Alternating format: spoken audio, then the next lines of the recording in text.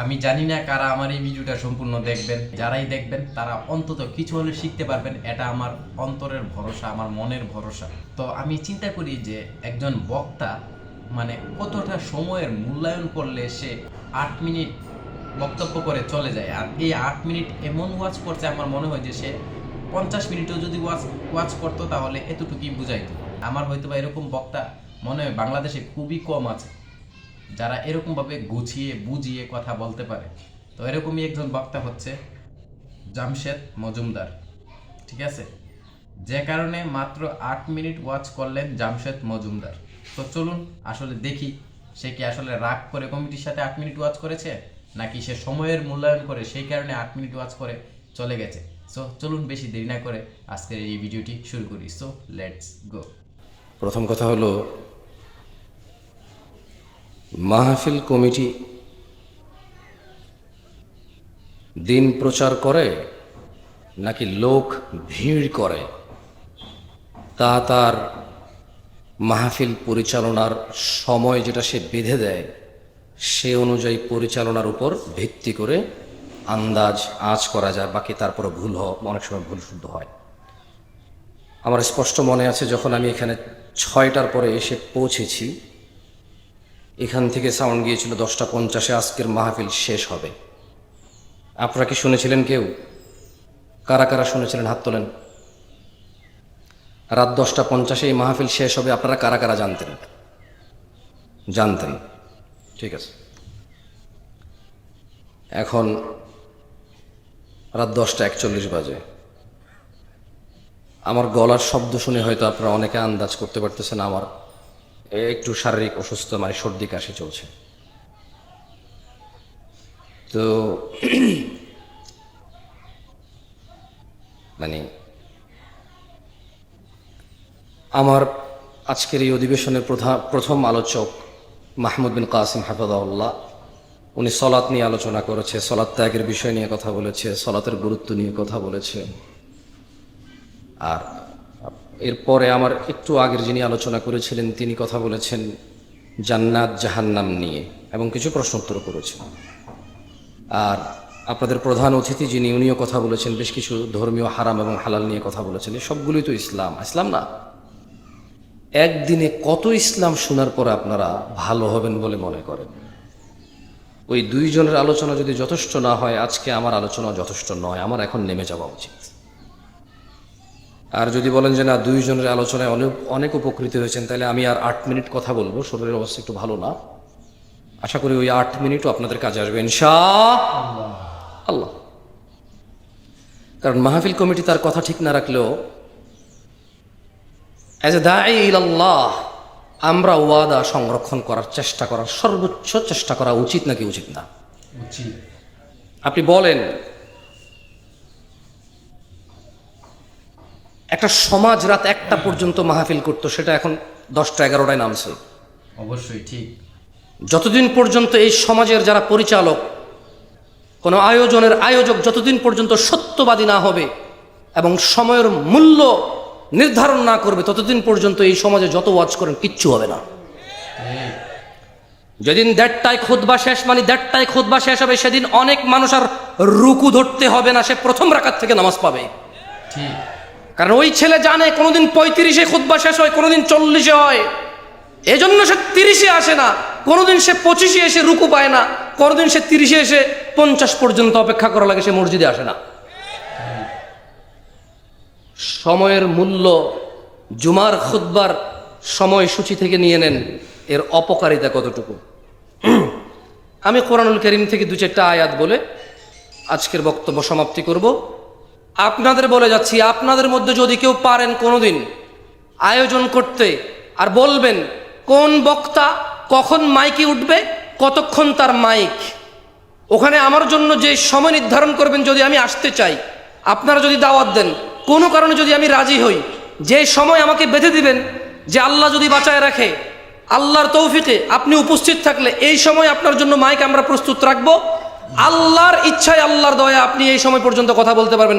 সেদিন ইনশাআল্লাহ যে সময় নির্ধারণ হবে আমার সাথে, যেটাতে আমি আর আপনি এগ্রি থাকবো, ওই দিন ইনশাআল্লাহ যতটুকু সময় নির্ধারণ চেষ্টা করবো, আমার তৌফিক ইল্লা বিল্লাহ, আল্লাহর দেওয়া তৌফিক অনুযায়ী আল্লাহর বিষয়ে কথা বলার ইনশাআল্লাহ। ইনশাআল্লাহ আজকে পারবো না, আজকে রাত 10টা 50-এ মাহফিল শেষ হবে ইনশাআল্লাহ। এক সেকেন্ডও ওয়াজ বেশি করবে না গাইস। আউযু বিল্লাহি মিনাশ শাইতানির রাজীম। ওয়ালাউ আন্না আহলাল কুরা আমানু ওয়াত্তাকাউ লাফাতাহনা আলাইহিম বারাকাতিন মিনাস সামা لفتحنا عليهم بركات من السماء والأرض ولكن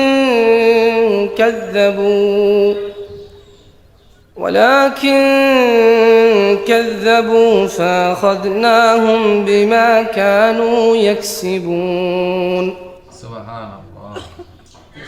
সারাদিনই তো কাজ করে, তার প্রোগ্রামের কাজ আছে না।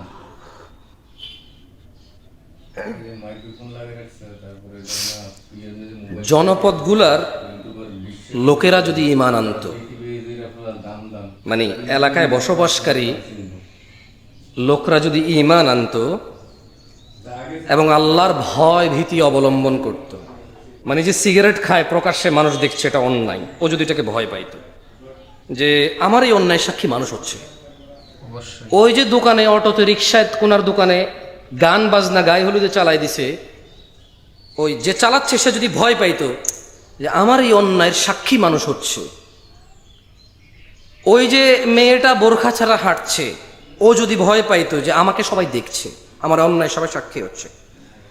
ওই যে ছেলেটা জনসম্মুখে মেয়েটার দিকে এভাবে তাকিয়ে আজে বাজে কথা বলতেছে বন্ধু বন্ধু, ওর বন্ধু যেটা শুনছে, ওর বন্ধু যেটা সাক্ষী হচ্ছে, যদি ও এটাকে ভয় পাইতো, মানে আল্লাহর ভীতি অবলম্বন করতো, আল্লাহ বলছে যে লাফাতাহনা আলাইহিম বারাকাতিন মিনাস সামা, যদি জনবসতির লোকগুলা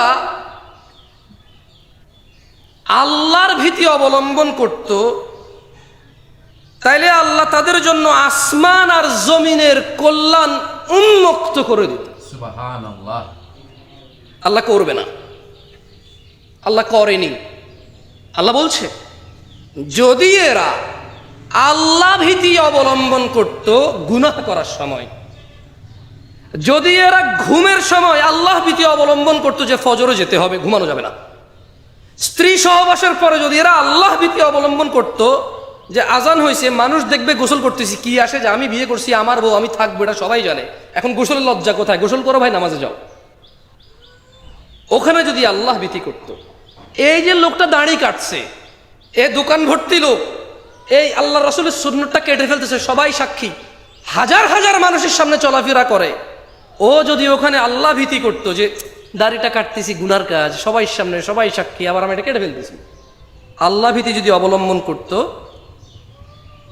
আল্লাহ বলছেন যে লাফাতাহনা আলাইহিম, এই লোকগুলা যদি অপরাধের সময় আল্লাহকে ভয় করত, এই লোকগুলা যদি নেকি করত আল্লাহর ভয়ে, আমি জমিন আর আসমানে যে বরকত রেখেছি, কল্যাণ রেখেছি, খুলে দিতাম, সব উন্মুক্ত করে দিতাম। সুবহানাল্লাহ। আল্লাহু আকবার।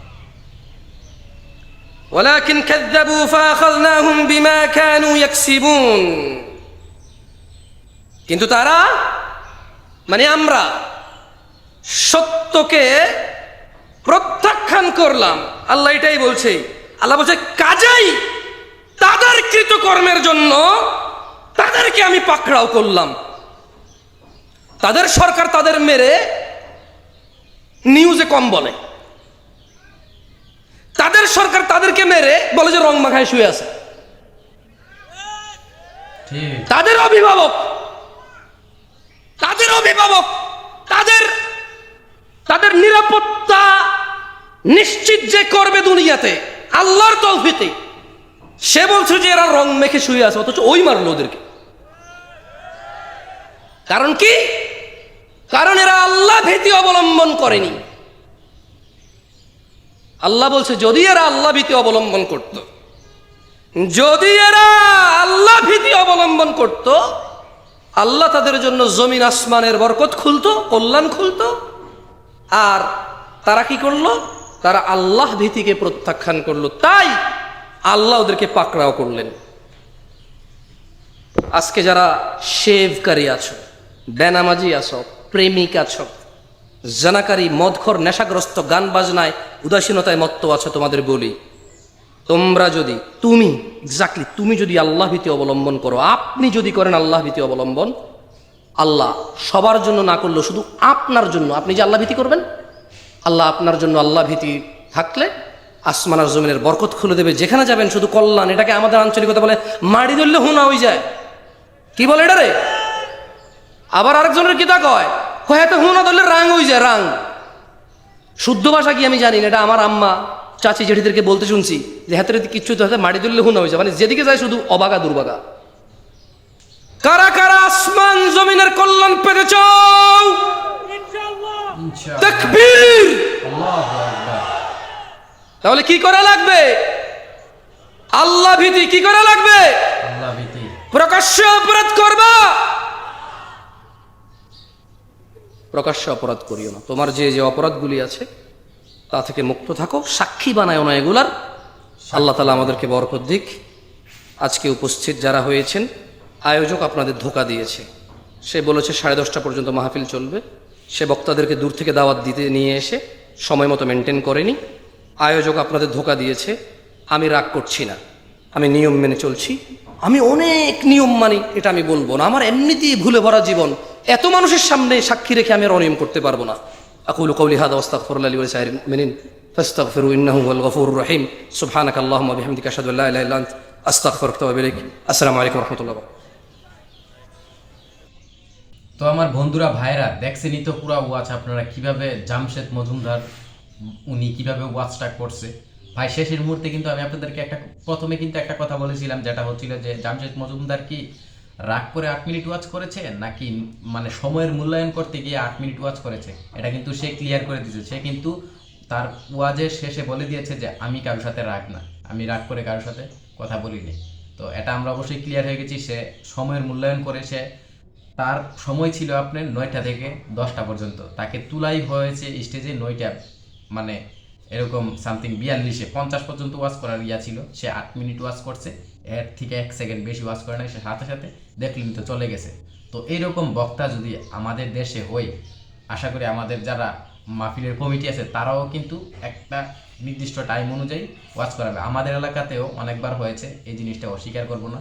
তো এরকম জিনিসটা হওয়াটা ঠিক না, কারণ একজন বক্তারা অনেক মানে কি করব, অনেক সাফার করে, অনেক দূর দূর থেকে আসে ওয়াচ করার জন্য। তো তাদেরকে যদি তাদের টাইম মেনটেন করে ওয়াচ করার সুযোগ না দিই, তাহলে এটা অনেক কষ্টের একটা বিষয়। সো গাইস, অবশ্যই আপনাদেরকে এই জিনিসটা দেখানোর ছিল। মূল কথা হচ্ছে আপনার ওয়াচটা শুনে যদি একটু উপকৃত হয়ে থাকেন, এই জিনিসটাই 8 মিনিটের একটা ওয়াজ আমি আপনাদেরকে শোনালাম, এই ওয়াজটা যদি আপনারা শুনে কিছু বুঝতে পারেন, তাতে আমার যথেষ্ট।